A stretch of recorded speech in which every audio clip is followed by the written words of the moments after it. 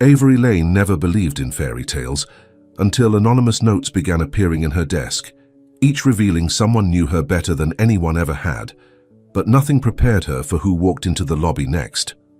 Before we get into the story, comment below where in the world you are watching from today. The morning sun spilled through the windows of Grayson Enterprises' main lobby as Avery Lane arranged a stack of visitor badges at the reception desk. Another Monday, another week of answering phones, directing visitors, and keeping her head down. "Morning, Avery," called Melissa from security, waving as she passed through the metal detectors. Avery smiled and waved back. "Good morning. Coffee's fresh in the break room." This was her routine for the past year since landing the receptionist job at the prestigious downtown real estate firm. The pay was decent, the benefits good, and most importantly, it helped cover rent and her student loans. At 26, Avery had given up on fairy tales and focused on practicality instead. "Any messages?" asked Daniel, the office manager, stopping by her desk. "3 calls from city planning about the Riverside project," Avery replied, handing him a stack of pink message slips. "And Mrs. Hoffman wants to reschedule her appointment for tomorrow instead of Thursday." Daniel nodded. "Thanks, you're always on top of things." Avery smiled politely as he walked away. Being reliable was her specialty. No drama, no complications, just doing her job well. At lunch, she sat alone in the corner of the cafeteria, reading a dog-eared paperback while eating her sandwich. Occasionally, she glanced up to watch the rain hitting the windows, her eyes turning distant as if remembering something. "Mind if I join you?" asked Grace, the marketing coordinator and Avery's only real friend at the company. "Please do," Avery said, marking her page and putting the book aside. Grace set down her salad and leaned forward. "So, how was your weekend?" "Please tell me you did something besides laundry and groceries." Avery laughed. "I caught up on my shows and took a long walk in the park. It was nice." "Avery Lane," Grace sighed dramatically.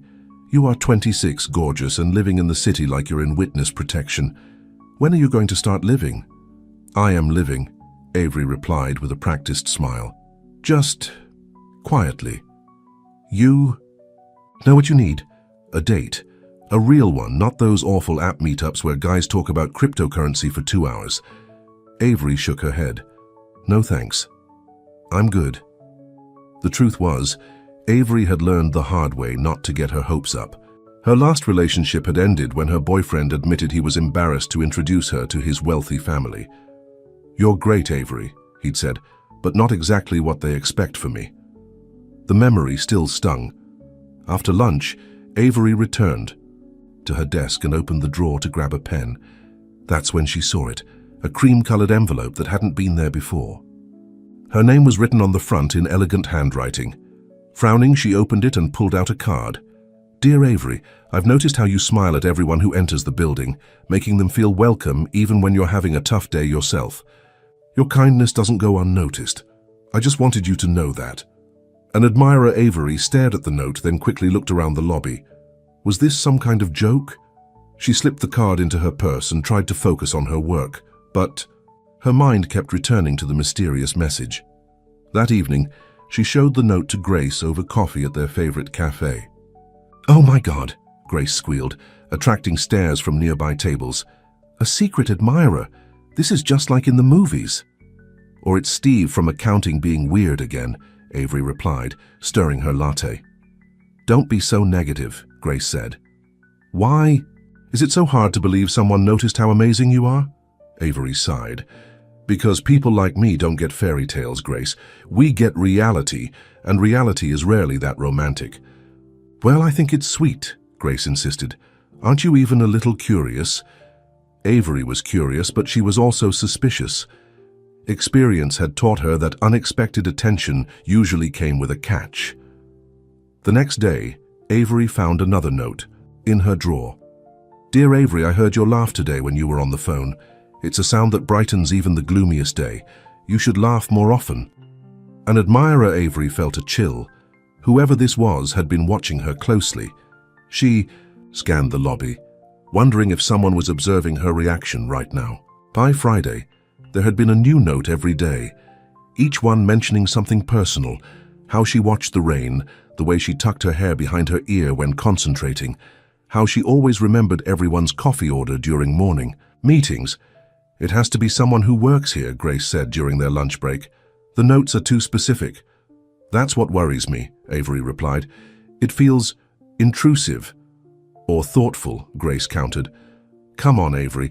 What if this is real? What if someone genuinely sees how special you are?" Avery shook her head.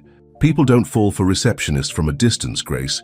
This is probably some board executive's idea of fun." That afternoon, Avery found the 5th note. This one was different. "Dear Avery, I've written these notes because I've admired you from afar for months.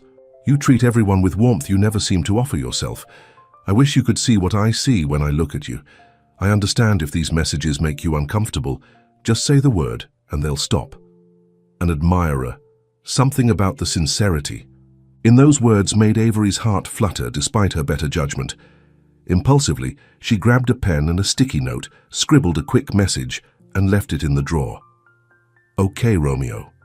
If you're real, show up. Otherwise, please stop." She immediately regretted it, but it was too late to take back. The rest of the day passed normally, and by closing time, Avery had convinced herself the whole thing would now end.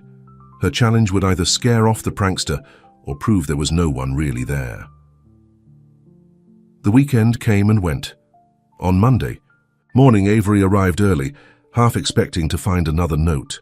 The drawer was empty. She felt a strange mix of relief and disappointment.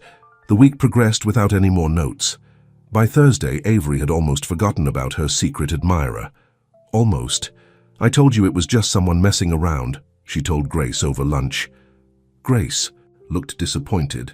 "Maybe you scared them off with your note, or exposed that there was never anyone serious to begin with," Avery replied, trying to ignore the hollow feeling in her chest. Friday afternoon was always busy at reception. Executives rushed to finish work before the weekend. Visitors came for last-minute meetings, and the phones never stopped ringing. Avery was so focused on multitasking that she barely noticed when the lobby suddenly went quiet. The elevator doors opened, and everyone froze. Avery looked up from her computer screen to see what was happening. A tall man in an impeccable charcoal suit stepped out. His presence commanded attention, his confident stride marking him as someone accustomed to power. Avery recognized him immediately from the company website and rare appearances in the business news. Nikolai Grayson, 30, CEO of Grayson Enterprises and owner of the entire building. Whispers rippled through the lobby as he walked across the marble floor. Rumors about him were legendary among the staff. Some said he was brilliantly innovative, others claimed he was ruthlessly demanding. Everyone agreed he was intimidating, and he was walking straight toward Avery's desk. Her heart hammered as he approached. Had she done something wrong? Was there a security breach? In the year she'd worked there, she'd never seen him in person, let alone had him approach her directly. He stopped directly in front of her, his expression unreadable. Up close, she noticed his eyes were a startling blue-gray, like the ocean. "During a storm, Miss Lane," he said, his voice deep and surprisingly gentle. Avery swallowed hard. "Yes, Mr. Grayson?" He reached inside his suit jacket and pulled out a cream-colored envelope, identical to the others she'd received. The lobby went completely silent. Everyone was watching. "I wasn't sure I had the right to say anything," he said quietly. His voice meant only for her, despite the audience. "But since you asked me to show up, here I am." Avery felt the blood drain from her face as he placed the envelope on her desk. With trembling fingers, she opened it and read the single line inside. "I fell for you from a distance because I didn't want to overwhelm you, but I'll stand here now, if you'll let me." She looked up at him, unable to form words. This couldn't be real. Nikolai Grayson, the billionaire CEO, couldn't possibly be her secret admirer. Men like him didn't notice women like her. The silence stretched between them as dozens of eyes watched and waited. Nikolai didn't seem to care about their audience. His attention was focused entirely on Avery, patient but vulnerable in a way that seemed impossible for someone of his stature. Finally, he spoke again. "I'll be upstairs, waiting, only if you want to talk." He turned and walked back toward the elevator, leaving Avery frozen in shock. As the elevator doors closed behind him, The lobby erupted in whispers and stares. Grace appeared at Avery's side, wide-eyed and breathless. "That was Nikolai Grayson," she hissed. "The Nikolai Grayson, and he's your secret admirer?" Avery couldn't process it. The most powerful man in the building had been leaving her notes for days, noticing things about her that no one else ever had. It made no sense. Men with his wealth and power didn't pursue ordinary receptionists. "It has to be a mistake," she whispered. "The man called you by name and handed you a letter himself," Grace countered. "What are you going to do?" Avery looked at the elevator, then at the letter in her hands. Her practical side screamed that this was too good to be true, that there had to be a catch, that men like Nikolai Grayson didn't fall for women like her, but a smaller, braver part of her wondered, what if? "I don't know," she finally said, her voice barely audible as she stared at the elevator where he had disappeared. "I honestly don't know." The office buzzed with whispers as Avery sat motionless at her desk. For several minutes after Nikolai Grayson's departure, she couldn't move, her mind struggling to process what had just happened. "Avery!" Grace's voice finally broke through her daze. "Are you okay?" "I don't know," Avery answered honestly, still staring at the letter in her hands. Daniel, the office manager, approached her desk with wide eyes. "Was that Mr. Grayson? Did he speak to you?" Before Avery could answer, her phone rang. She answered automatically, her voice surprisingly steady. "Grayson Enterprises, how may I direct your call?" As she transferred the call, she noticed everyone in the lobby stealing glances at her. Word was spreading fast. By Monday, the entire building would know that the reclusive CEO had personally delivered a letter to the receptionist. "You have to go upstairs," Grace whispered when Avery hung up. "He's waiting for you." "I can't just leave my desk," Avery replied, grateful for the excuse. "I'll cover for you," Grace insisted. "Come on, Avery. How often does something like this happen?" "Never," Avery admitted. "That's what scares me." Grace grabbed Avery's shoulders gently. "Listen to me. For once in your life, take a chance. If you don't go upstairs, you'll always wonder what might have happened." Avery looked at the clock. It was 4:30, only 30 minutes until the end of her shift. "I'll go at 5, she decided. "That gives me time to think about what to say." Those 30 minutes were the longest of Avery's life. She transferred calls mechanically, her mind racing, with questions. Why her? What did Nikolai Grayson, a man who could have anyone, see in a simple receptionist? Was this some kind of game? At exactly 5 o'clock, Grace practically pushed her toward the elevator. "Go and text me everything." Heart pounding, Avery stepped into the elevator and pressed the button for the top floor. As the doors closed, she caught a glimpse of herself in the mirrored wall. Her cheeks were flushed, her eyes wide with uncertainty. She smoothed her simple navy dress and took a deep breath. The executive floor was quieter than the busy lobby. Thick carpet muffled her footsteps as she approached the glass doors marked Nikolai Grayson, CEO. His assistant's desk was empty. It was Friday evening, after all. Avery hesitated, then knocked softly on the door. "Come in," called that same deep voice. She pushed open the door to find Nikolai standing by the floor-to-ceiling windows, his back to her as he gazed at the city below. The office was massive but surprisingly warm, with wood paneling and comfortable furniture that contrasted with the sleek, modern design of the rest of the building. He turned as she entered, and for a moment they simply looked at each other. Without the audience of the lobby, Avery noticed details she'd missed before. The slight crease between his brows, the way his dark hair curled slightly at his temples, the cautious hope in his eyes. "You came," he said simply. "I almost didn't," Avery admitted. A ghost of a smile crossed his face. "I wouldn't have blamed you." "Why me?" The question burst from her before she could stop it. Nikolai gestured to a chair. "Would you like to sit?" Avery nodded, perching on the edge of a leather armchair while he took the seat across from her. "I've been asking myself the same question," he said. "Why you? I don't have a simple answer. I first noticed you 6 months ago during a fire drill. Everyone was annoyed at having their work interrupted, but you were making sure an elderly custodian made it safely down the stairs." Avery remembered that day. "Mr. Rivera. He has bad knees." "You knew his name," Nikolai said softly, "and his Medical condition.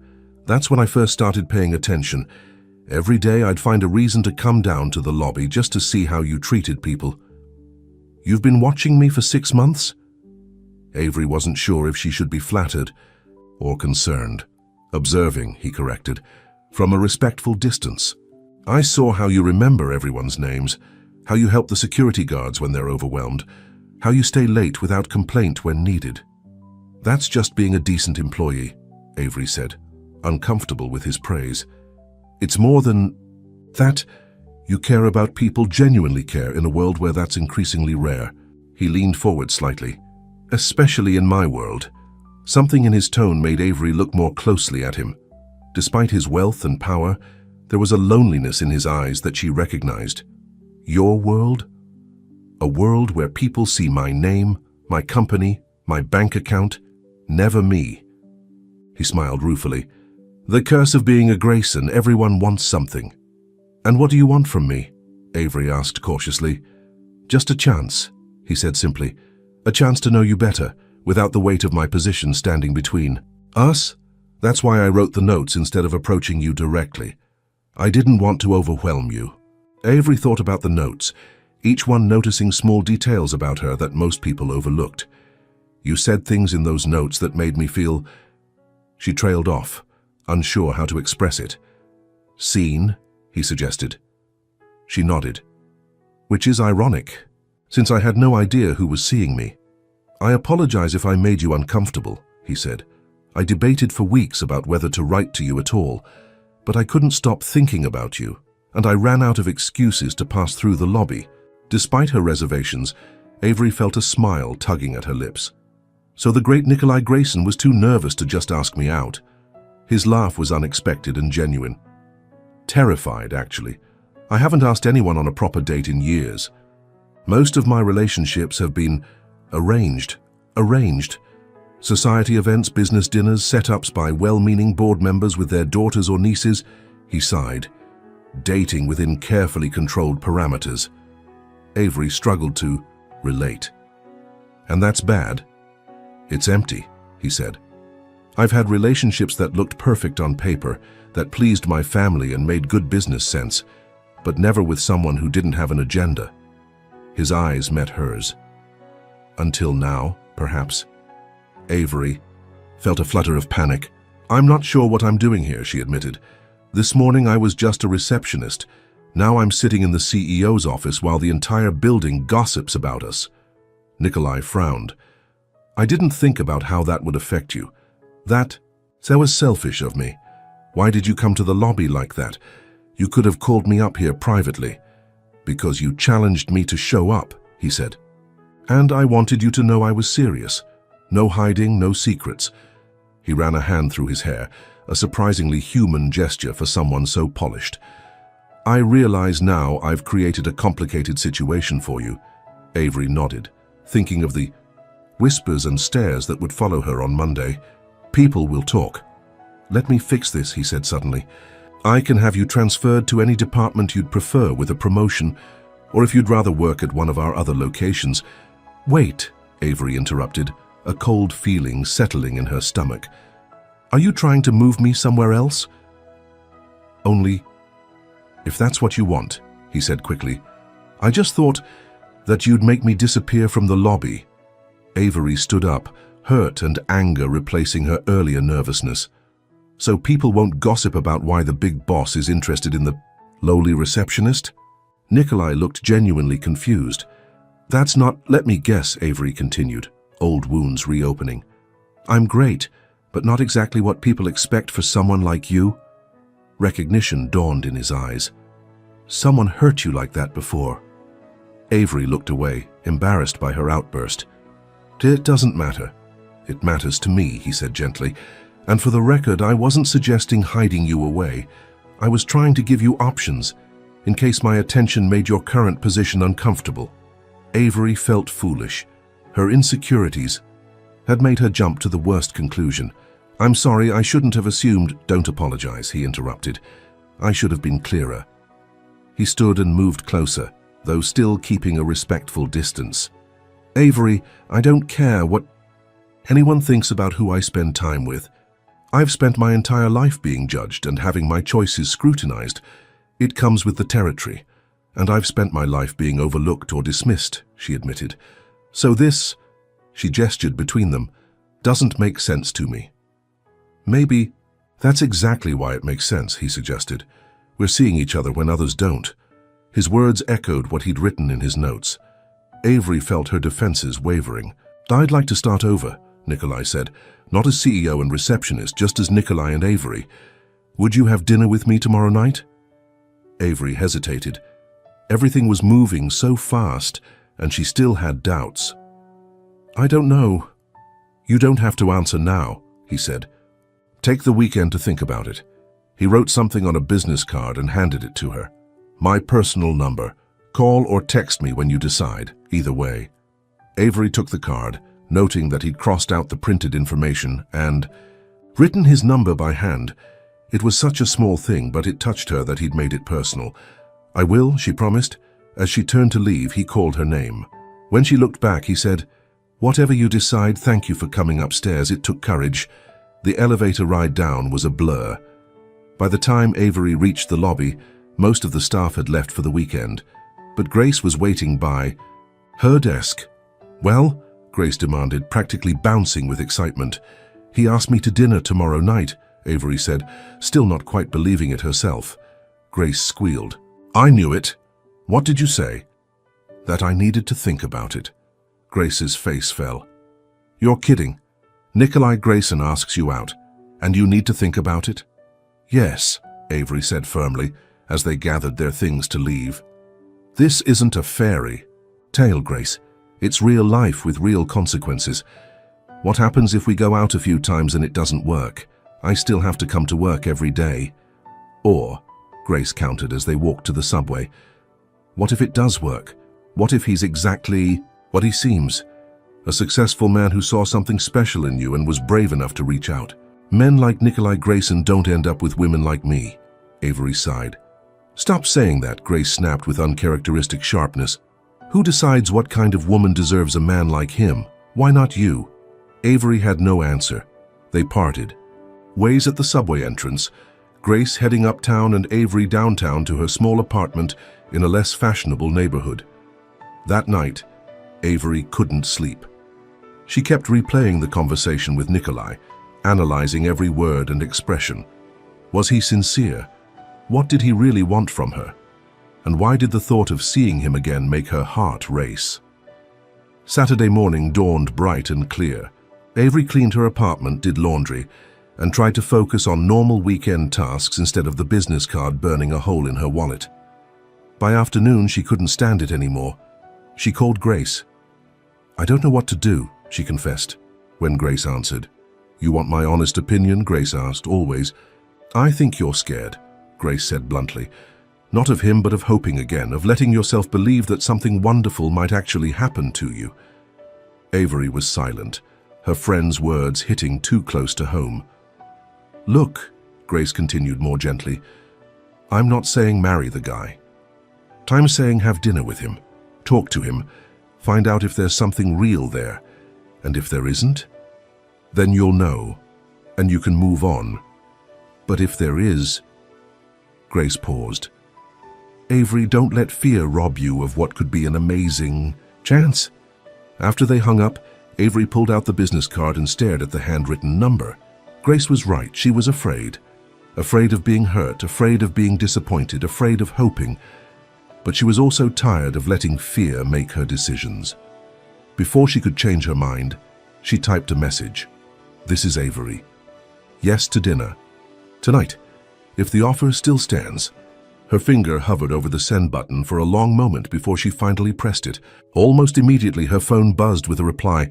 The offer absolutely stands. I'll pick you up at 7 if that works for you. Avery hesitated, then typed her address. As she hit send, she felt as if she was crossing some invisible line, stepping from safety into unknown territory. What she didn't know was that 20 floors above the city in his penthouse apartment, Nikolai Grayson was looking at her message with the same mixture of hope and fear, wondering if he too was about to discover whether fairy tales could sometimes, against all odds, come true in real life. For the fifth time in the past hour, Avery checked her reflection in the mirror. She'd changed outfits 3 times already, wanting to look nice but not like she was trying too hard. She finally settled on a simple burgundy dress that Grace had once insisted brought out the gold flecks in her brown eyes. At precisely 7 p.m., her doorbell rang. Taking a deep breath, she opened the door to find Nikolai standing there, looking more relaxed in dark jeans and a charcoal sweater instead of his usual business suit. "Hi," he said, a hint of nervousness in his smile. "These are for you." He handed her a small bouquet of wildflowers, not the elaborate roses she might have expected. "Thank you," Avery said, surprised by the thoughtful choice. "They're beautiful. Come in while I put them in water." As Nikolai stepped into her modest apartment, Avery felt a flash of self-consciousness. Her place was neat, but simple, a far cry from what he must be used to. "I like your home," he said, looking around with genuine interest. "It feels warm." Avery arranged the flowers in a vase. "It's not much, but it's mine." "That's what matters," he said. "Ready to go?" As they left the building, Avery was relieved to see a simple black sedan waiting instead of the flashy luxury car she'd expected. Nikolai opened the door for her, and she slid into the passenger seat. "I hope you don't mind that I'm driving," he said, getting in beside her. "I gave my driver the night off." "You drive yourself?" Avery asked before she could stop herself. He laughed. "Contrary to popular rumor, I can operate a vehicle. I just don't usually have time during the week." As they pulled into traffic, Avery asked, "Where are we going?" "I thought we'd go to Angelo's," he said. "It's a small Italian place I discovered when I first moved to the city. Before I could afford the fancy restaurants." Avery looked at him in surprise. "There was a time when you couldn't afford fancy restaurants?" "Of course," he said. "I wasn't born with the company. My father started it, but I had to earn my place." He glanced at her. "Did you think I've always been rich?" "I guess I never thought about it," Avery admitted. "The rumors around the office make you sound like you were born wearing custom suits." Nikolai chuckled. "I got my first job at 15 washing dishes at a diner. My father insisted that I work my way up, starting from the bottom. He said no one respects a leader who hasn't done the hard jobs." "That's surprising," Avery said. "Most wealthy kids I've known never had to work a day in their lives." "My father grew up poor," Nikolai explained. "He started the company with a single property he renovated himself. He never wanted me or my sister to forget our roots." The restaurant was tucked away on a side street with no fancy sign or valet parking. Inside it was cozy and warm, with checkered tablecloths and candles in wine bottles. The owner, an elderly man with a thick Italian accent, greeted Nikolai like an old friend. "Nico, it's been too long." "Hello, Angelo, this is Avery." Angelo beamed at her. "Beautiful lady, come, I have the best table for you." As they settled in, Avery realized they were the only customers in the back corner, secluded from the other diners. "Do you come here often?" she asked. "When I can," Nikolai replied. "It's one of the few places where I can just be myself." Angelo brought them wine without being asked. "The usual, Nico." "Please," Nikolai said. "If that's okay with you," he added. Looking at Avery, she nodded, touched that he'd checked with her. As Angelo walked away, she said, "He calls you Nico." "Most people who've known me since before I took over the company do," he explained. "Nikolai became my professional name. Sometimes I miss just being Nico." "Which do you prefer?" Avery asked. He looked thoughtful. "From you? I'd like to be Nico, the he." Evening flowed more easily than Avery had expected. The food was delicious, unpretentious Italian home cooking. Nikolai, or Nico as she was beginning to think of him, asked about her life, listening intently as she told him about growing up in a small town, her move to the city for college, and her struggles to find her place. "What made you apply to Grayson Enterprises?" he asked. Avery sipped her wine. "Honestly, the benefits package. I had student loans to pay off and your company offers good health insurance." She hesitated. "Is that disappointing?" "Not at all," he said. "It's honest. Most people would make up some story about always dreaming of working for my company." "Well, I do enjoy the job more than I expected," Avery admitted. "I like meeting different people every day." "What did you study in college?" he asked. "English."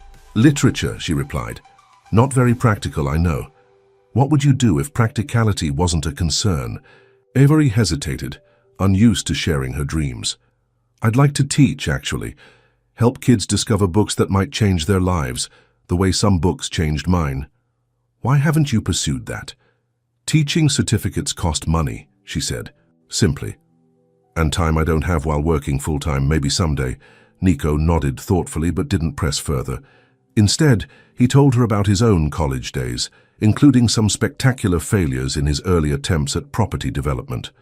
I once tried to renovate a property myself to save money, he confessed with a laugh.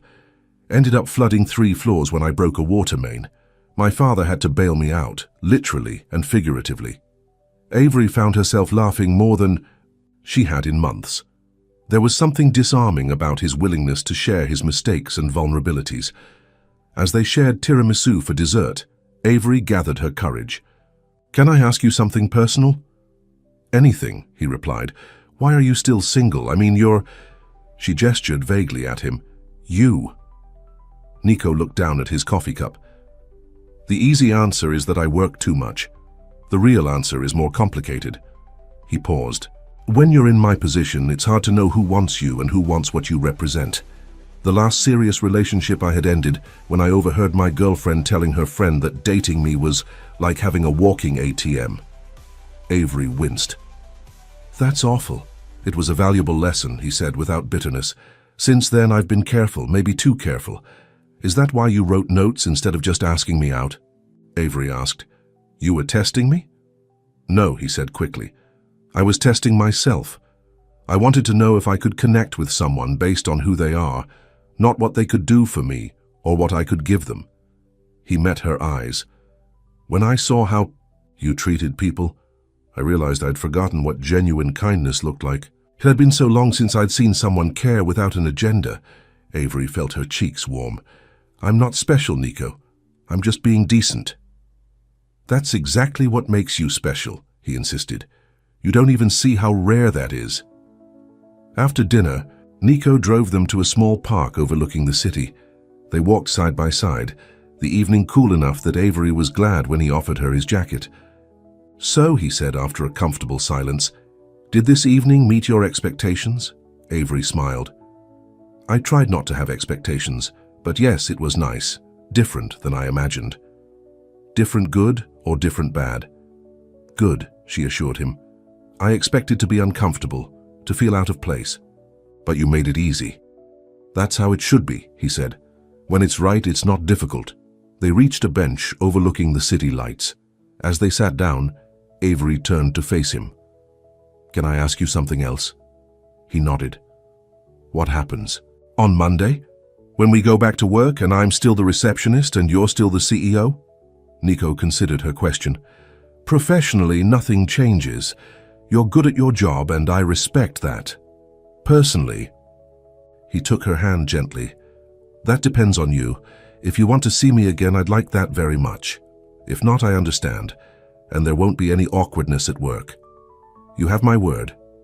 Avery looked down at their joined hands. His was warm and strong, and it felt right in a way she hadn't expected.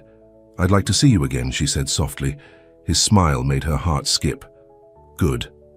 As they walked back to the car, Avery felt lighter than she had in years. For one evening, she'd let herself believe that maybe, just maybe, fairy tales weren't completely impossible. The next few weeks passed in a blur. True to his word, Nico maintained a professional distance at work. To most observers, nothing had changed. He rarely came to the lobby during business hours, and when he did, his interactions with Avery were polite but brief. But outside of work, they saw each other almost every evening. Sometimes they went to small, out-of-the-way restaurants where Nico wouldn't be recognized. Other nights they ordered takeout and watched movies at Avery's apartment, which Nico seemed to prefer to his own luxurious penthouse. It's peaceful here, he explained when she asked why. No one expecting anything from me. Avery came to know the man behind the power suits and boardroom reputation. She learned that he preferred coffee to tea, could quote Shakespeare from memory, and kept a photo of his late mother on his nightstand. She discovered that for all his business confidence, He was surprisingly unsure of himself in personal relationships. Meanwhile, Nico uncovered Avery's layers: her love of rainy days and old bookstores, her habit of leaving sticky notes with kind messages on the bathroom mirrors of friends having a hard time, her secret dream of writing children's books someday. One Sunday morning, as they sat having breakfast in her tiny kitchen, Avery realized she was falling in love with him. The thought terrified her. "What's wrong?" Nico asked, noticing her expression. "Nothing," she said quickly. He reached across the table and took her hand. "Avery, talk to me." She hesitated, then admitted, "I'm scared." "Of what?" "Of how much this matters to me. Of how much you matter." His eyes softened. "That scares me too." "Really? You always seem so sure. About business, yes. About us?" He shook his head. "I keep waiting for you to realize you could do better." Avery laughed in disbelief. "Better than the brilliant, successful, kind man sitting across from me?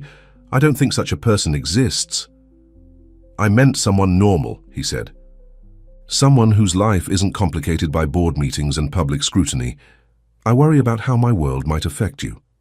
It was the first time either of them had acknowledged the reality of their different worlds.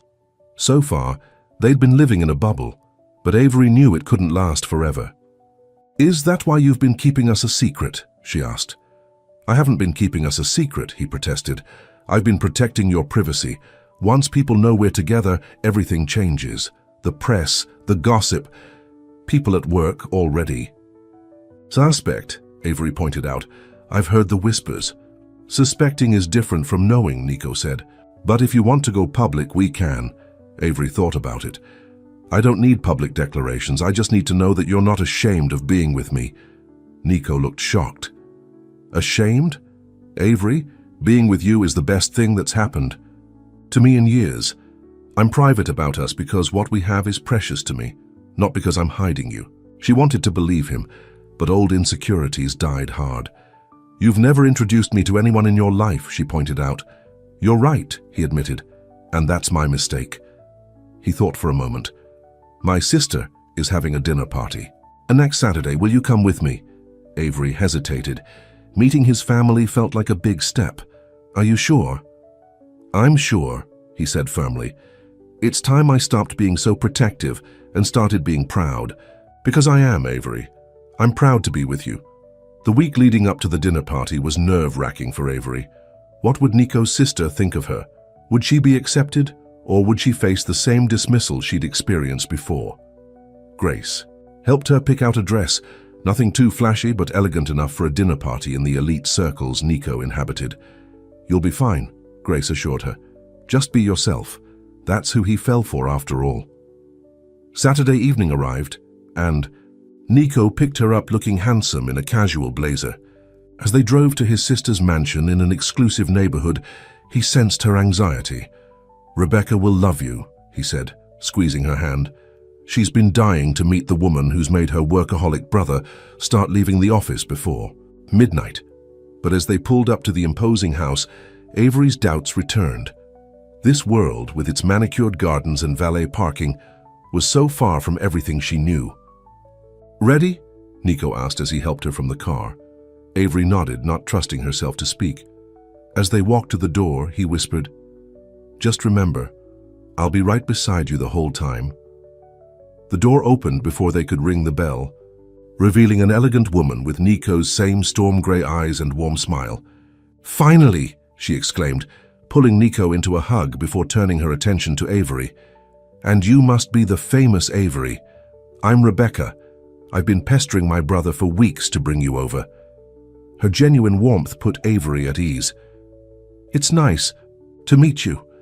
Come in, both of you. Everyone's dying to meet the woman who's managed to do what none of us could, get Nico to have a personal life again." As they entered the house, Nico kept his arm around Avery's waist, a silent reminder of his support. He introduced her to Rebecca's husband, James, and a small group of their closest friends. To Avery's surprise, the evening was enjoyable. Rebecca was nothing like the judgmental socialite she'd feared, and the other guests treated her with warm curiosity rather than condescension. After dinner, while Nico was deep in conversation with James about a charity project, Rebecca sat down beside Avery on the terrace. "So," she said with a gentle smile, "you're the one who's been leaving my brother anonymous notes." Avery nearly choked on her wine. "He told you about that?" Rebecca laughed. "Don't be embarrassed. He told me because he couldn't believe someone had noticed him. The real him, not the CEO facade. I didn't know who he was when I replied to his notes," Avery admitted. "That's exactly why it matters so much to him," Rebecca said. "Look, Avery, my brother has everything money can buy, but he's been lonely for a long time. Since you came into his life," he smiles again. Really smiles, not the press conference version. "I care about him a lot," Avery said softly. "I can see that," Rebecca replied, "and I can also see that you're worried about fitting into his world." Avery looked down at her hands. "Is it that obvious?" "Only to someone who's been paying attention." Rebecca touched her arm gently. "Can I give you some advice? Don't try to fit into his world. That's not what he wants or needs. Just keep being the person who saw him when no one else did." Later that night, as Nico drove her home, Avery felt a weight lift from her shoulders.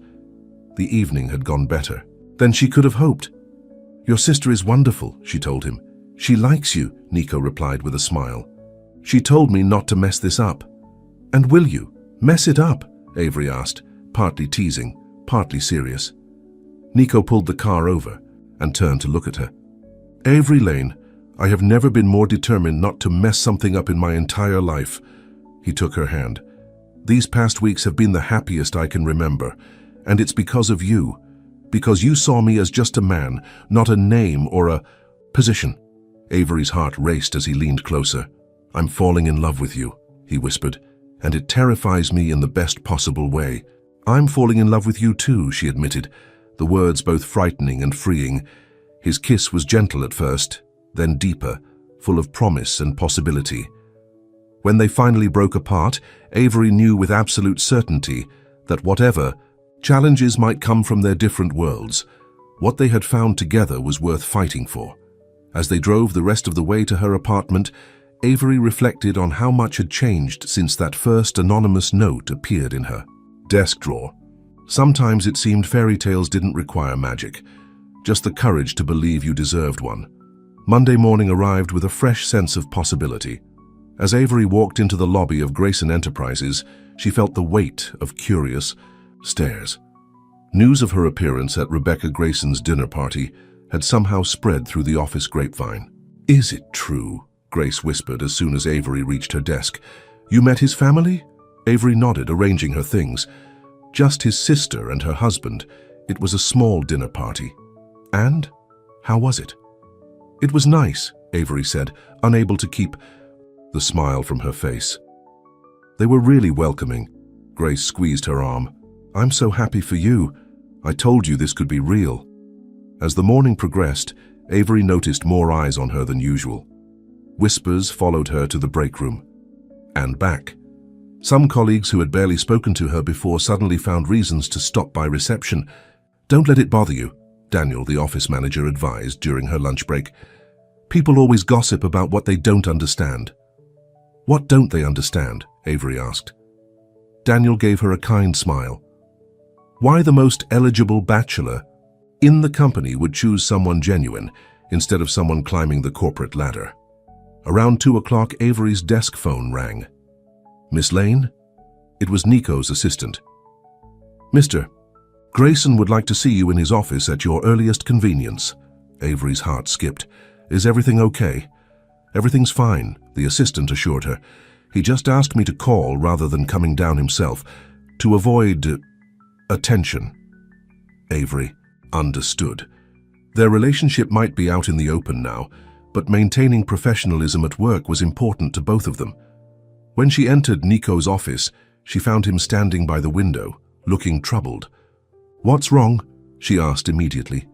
He turned, his expression softening at the sight of her. "I'm sorry to call you up here during work hours, but there's something I need to show you." He handed her a tablet open to a gossip website. The headline made her stomach drop. Billion-dollar romance Grayson Air dating employee, love or corporate ladder climbing. Below was a grainy photo of them leaving Rebecca's house, his arm around her waist. "Oh," Avery said quietly, handing the tablet back. "I guess we're news." "I'm so sorry," Nico said, running a hand through his hair. "Someone at the party must have tipped them off." "It's not your fault," Avery assured him, though she felt shaken. "The article is full of speculation about you," Nico continued, angry now, "questioning your motives, digging into your background. They even found your old social media accounts." "I don't have much on social media," Avery said, trying to stay calm. "That's not the point," Nico replied. "This is exactly what I was afraid of. My life comes with scrutiny that no one should have to endure." Avery took a deep breath. "So what do we do?" "My PR team wants to release a statement, make it clear that our relationship doesn't affect company operations. They want us to do a controlled interview to get ahead of the narrative." His tone made it clear what he thought of that idea. "And what do you want?" Avery asked. Nico looked at her with such tenderness that it made her heart ache. "I want to protect you from all of this. I want our relationship to be just ours, not fodder for gossip columns." Avery moved closer and took his hand. "I knew what I was getting into, Nico. Maybe not the specifics, but I knew being with you would come with complications." "This is more than complications," he said. "Once you're associated with me publicly, everything changes. The press will dig into your past, follow you, speculate about every aspect of your life." "Are you having second thoughts?" Avery asked, the fear she'd been holding at bay finally surfacing. "About us? No," he said emphatically. "Never about us. I'm just worried about what this will do to you, to your privacy, your peace of mind." "I'm tougher than I look," Avery said with a small smile. "Always have been." Nico pulled her into an embrace, public setting forgotten. "I know you are. It's one of the many things I love about you." For the rest of the week, Avery adjusted to her new reality.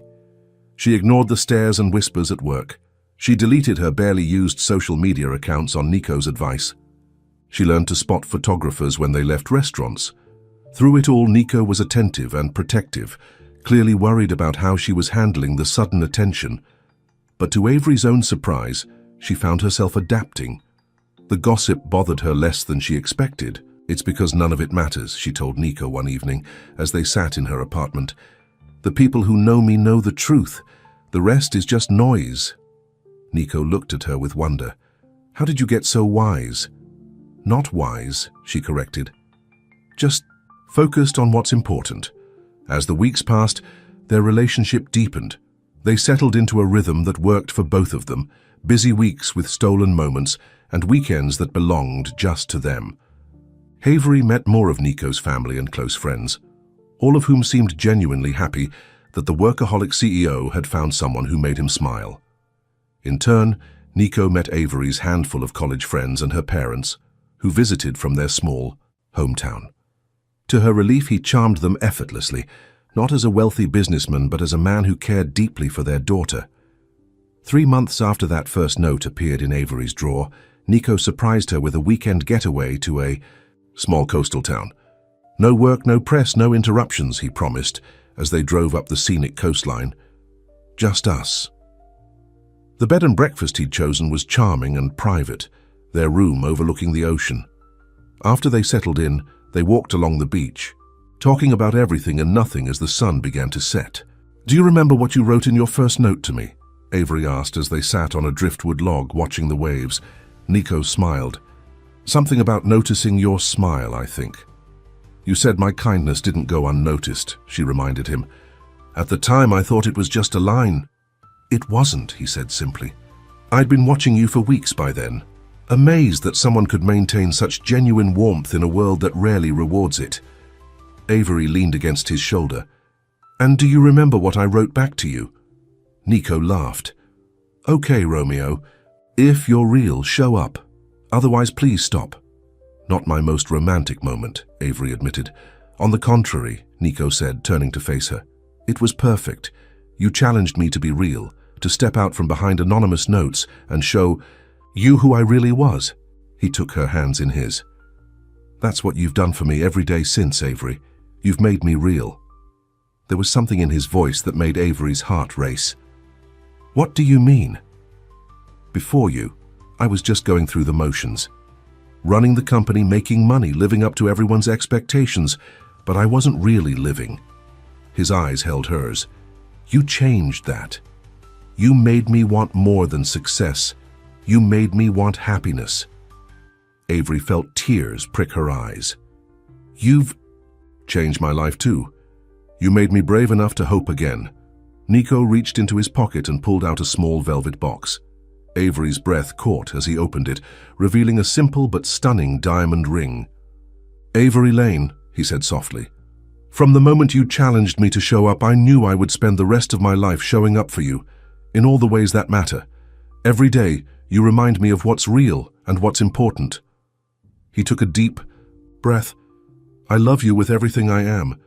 Will you marry me?" Tears spilled down Avery's cheeks as joy overwhelmed her. "Yes," she whispered. "Yes, of course I will." As he slipped the ring onto her finger, Avery thought about how far they'd come from those first anonymous notes. She had been so certain that fairy tales didn't happen to people like her, that men like Nikolai Grayson didn't fall for women like her. How wonderfully wrong she had been. Nico pulled her close, kissing her with such tenderness that she felt it to her soul. When they finally broke apart, both breathless and smiling, he rested his forehead against hers. "I have one more surprise," he said. "I don't think my heart can take any more surprises today," Avery laughed. "This one's been in the works for a while," Nico explained. "Remember when you told me about wanting to teach someday, to help kids discover books that might change their lives?" Avery nodded, surprised he'd remembered that early conversation. "The Grayson Foundation is starting a new program," he continued, "funding teacher certification for people who want to teach in underserved communities. If you're interested, there's a spot waiting for you. You could start this fall, work part-time while you complete the program." Avery stared at him in disbelief. "You did this for me?" "I did it because of you," he corrected.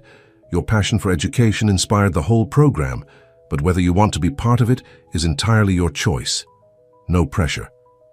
Avery threw her arms around him, overwhelmed by his thoughtfulness. "It's perfect, absolutely perfect." As twilight deepened around them, they walked back to the inn hand in hand, talking about their future together.